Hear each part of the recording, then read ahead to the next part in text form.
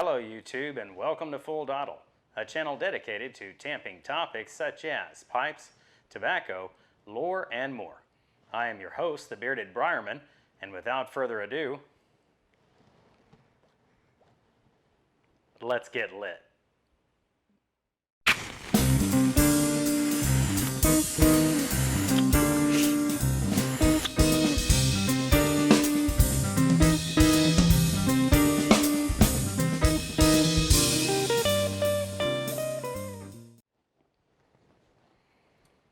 Welcome back everyone, and on this episode of Full Dottle, I'm going to be doing some experimentation with home stoving. Now recently I had been in contact with Jeremy Reeves over at Cornell & Deal. He's the master blender. He informed me a couple of things about Bayou Morning Flake, which is one of my ultimate favorite vapors. He told me that the Red Virginias in Bayou Morning Flake was actually stoved. And I knew there was something different about them because all of the other blends that I've tried that have Red Virginia in them, I enjoy Red Virginia, but they just didn't match the flavor profile that I was getting out of Bayou Morning Flake. And so when he told me it was stoved, it made perfect sense. Well, this sent me down a rabbit hole. I started wondering, how in the world can I get more of that flavor out of my tobaccos? And so I started researching. But before I get into what I researched, let me do a little housekeeping first. Today I am smoking my Savinelli 673 KS rusticated Tortuga, and in it is Cornell & Deal's Bayou Morning Flake.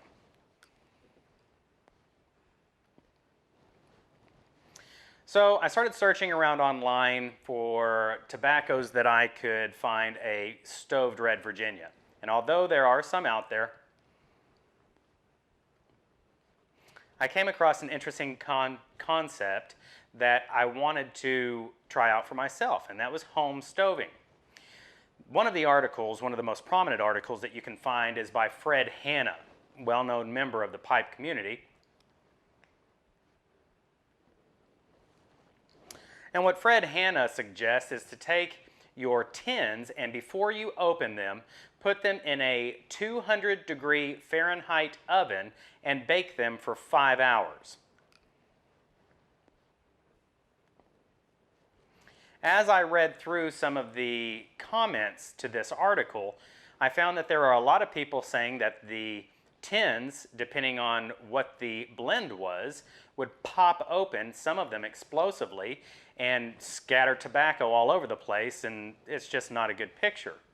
And then I found another member of the YTPC named Road Glide Sully.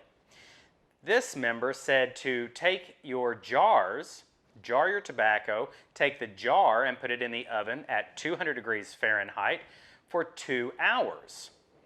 Well, after looking into it further,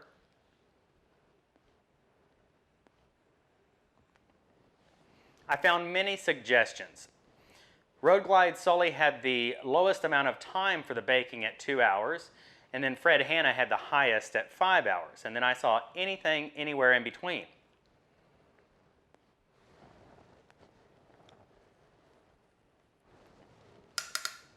So what I have decided to do is to just split it in half. I'm going to take and make it a little, I'm going to simplify it for myself, and what I'm going to do, I'm going to take the tobacco and jar it. I'm going to put it in a 200-degree Fahrenheit oven for 200 minutes, which is 3.33333 hours. And that's basically cutting that in half. We're going to see what happens, and then in another episode, part 2, I will give you a taste test and tell you exactly what I think about what the changes have been made. So, the 3 changes that are supposed to happen are it's supposed to mellow the blend out, it's supposed to make it a smoother smoke, and it also is supposed to make it a little bit sweeter. Now this would have to do with several factors. One of the main ones is going to be how much sugar is in that blend. So what I did, I bought 4 ounces each, one of a Bright Virginia, this is Cornell & Deal's blending component, Bright Virginia Ribbon, and I bought 4 ounces of Red Virginia, Cornell and Dill's Red Virginia ribbon. They're both straight tobaccos, and I'm going to stove them, home stove, find out what happens. So I'm excited to try this. I hope you are too. Join me in the kitchen and let's get started. All right, so our setup here, I've got a cookie sheet that I'm going to use as the base. I've got a grate that I'm going to put in the cookie sheet because I want the hot air to be able to circulate around the jar. Now, some people might say, why don't you just put it directly on the rack in the oven? Well, because I don't know what's going to happen. If this somehow the tobacco gets out of the jar, I don't want it to fall onto the base of the stove and it starts smoking, and it's going to be horrible. So I'm going to put it on this cookie sheet on top of a grate that's going to allow proper air circulation on all sides of the jar to properly stove this tobacco. I've got my Red Virginia here.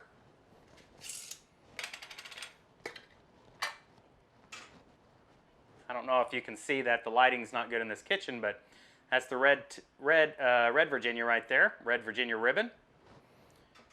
And I've got the Bright Virginia. Not sure how well, oh yeah, you can see right there. Here's the Red Virginia, here's the Bright Virginia. I am very excited to do this. I hope the change is what I'm looking for. So basically, here's the process. You're not going to put the lid back on, this lid, because you don't want it to be sealed. That could cause too much pressure on the inside, cause it to implode, explode, all sorts of bad problems. So what we're going to do instead, we're going to take a piece of tin foil, and we're going to cover the top of the jar, and then simply place the sealing ring on top of that to hold it in place. Now I've cut a notch out of the aluminum foil for my Red Virginia. That way I'll know which one's which. So I just put it over there. Let's put the lid back on it.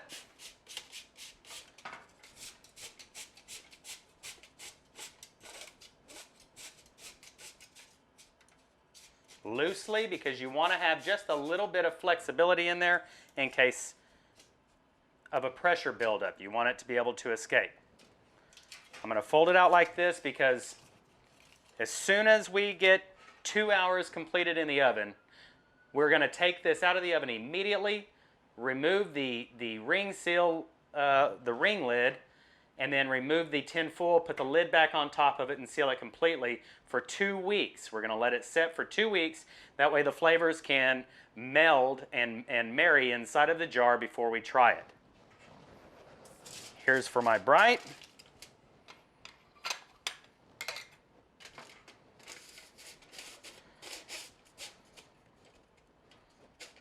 Okay, I've tightened it. I'm going to let it up just a little.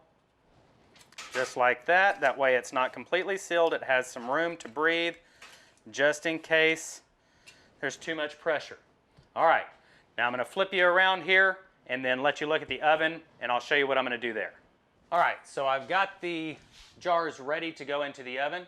There's one difference though that I'm going to mention here. Instead of placing the jar into an already preheated oven, I've read a couple of instances where the jar actually cracked or popped. And that could be caused because of thermal shock. That shouldn't necessarily happen, but in order to prevent that, what I'm going to do is I'm going to place the jars inside of the oven and then start the oven. That way the temperature of the jar can heat up and equalize at the same time that the oven does, and it'll just help to prevent any issues that might arise from thermal shock.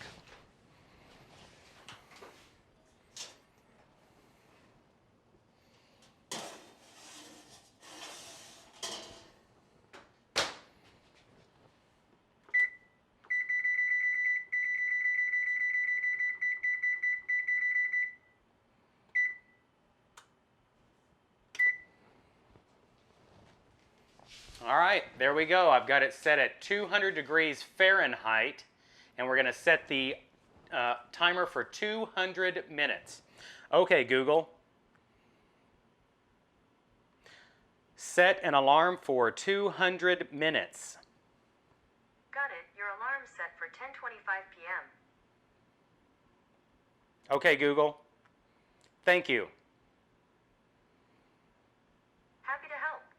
200 minutes later. All right, everyone, so here's the moment of truth. Oven mitts. It's been 200 minutes. We're going to take this out, set it up here. I'm going to take the tin foil off, and then we're going to put the lids back on. That way they can set for 2 weeks. That way the moisture within the jars can equalize and the flavors can marry a bit.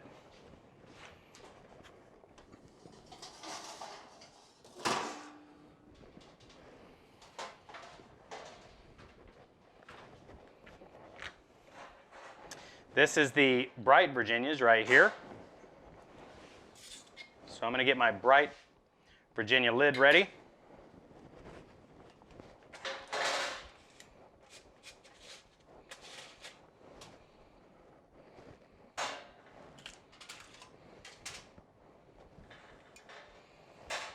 I'll see if I can, I don't know if you can see that because of the light or not. I'll see it's a little bit darker, not much.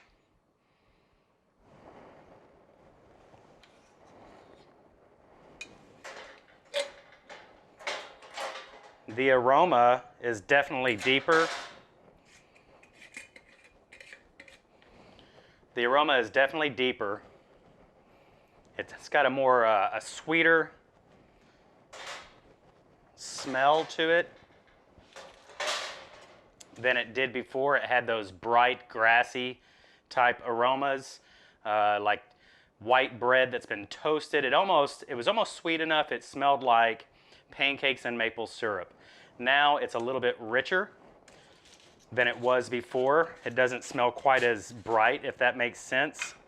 These are the red Virginias. Oh. I don't know if the light's going to be horrible for this, but you can just barely see there. I wouldn't say that the color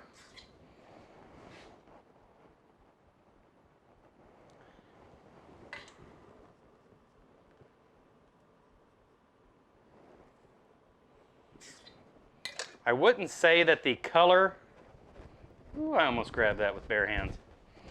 I wouldn't say that the color is too much different, but the aroma is much deeper, and you can definitely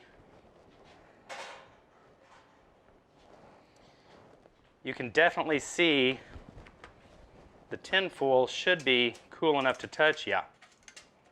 Okay, this is the bright Virginia here. I don't see a lot of moisture here, but the red Virginias, quite a bit of moisture on the lid here.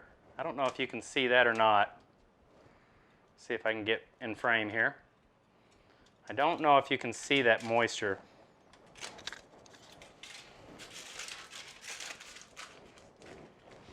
Man, I'll tell you, I'm interested to see how this is. I've got a little bit setting out. I just want to play with it and see if the oils maybe came out a little bit more. I don't know. Never done this before, so this is a first for me. I'm hoping it turns out well. I'll definitely let you guys know about it. Let's head on over to the Full Dottle Platoon Smoking Lounge, and I will do a recap of what we did and finish up here. All right, everyone. So just to recap what we did, I took 2 ounces of bright Virginia straight tobacco and 2 ounces of red Virginia straight tobacco, both ribbon cut. The brand is Cornell and Dill. They are a blending component.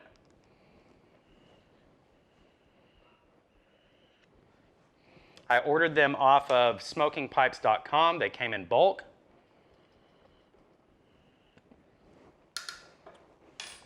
Just for full disclosure, it has been 200 minutes, which is over 3 hours, and so I have smoked several pipes since then. Now I am on the 7LE673KS Rusticated Fantasia.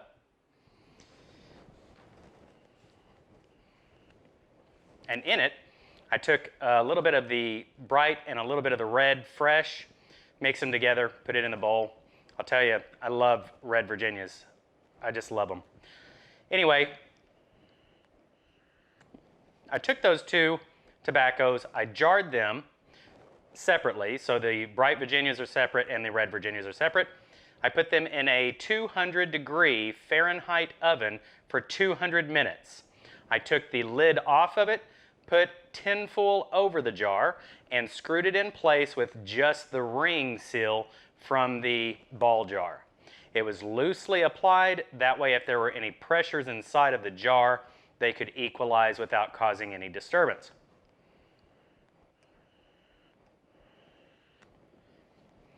After 200 minutes in the oven stoving, I took them out.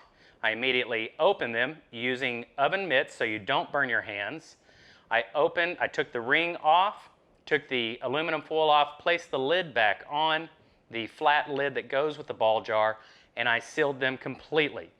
Now they are going to set for 2 weeks so that the flavors inside can marry and so that the moisture inside can equalize within the entire tobacco content. So just to let you all know though,